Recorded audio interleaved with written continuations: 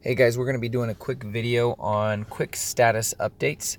Here, as you'll see here, we're going to go into that file and we're going to be doing a video on our current labeling system. So as you can see, if you're looking at this file 19067 Greenleaf, you'll see here that I have a labeling system that I can look at a glance and get a quick update on where we are in the file. This is our way to communicate, one way of our communication, that I know where things are at, you know where things are at, and we can communicate more efficiently through this. Now I'm gonna tell you what these labels mean and how you would use them. So when you're in the labels, you're going to see that there are several here that you're going to be using throughout the process of a transaction.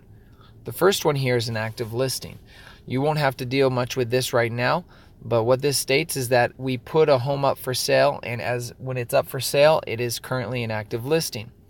When you're going through and you're completing items in the checklist that we give you in Trello, once it's completed and that card's completed, you're going to select this label as a status to us so we know that it is finished and we can see that it's been completed, so we are in the know. If it's not completed and you're currently working on it, you're going to select in progress. Anything you're working on in a card, you're going to be making sure you label it and make sure we know that you are working and it is currently in progress. If a file that you're working on is under contract, which all files that you're going to be working on are under contract, this will be selected. This is the first of 1, 2, 3, 4, 5, 6 that you'll be selecting specifically for the quick status updates.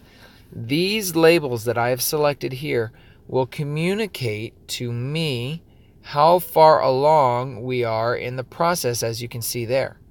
I can look at this and know that we are all the way closed or almost closed. I could look at this and I could see that we have completed, for example, we're under contract and we're waiting for the inspection to happen and documents are in.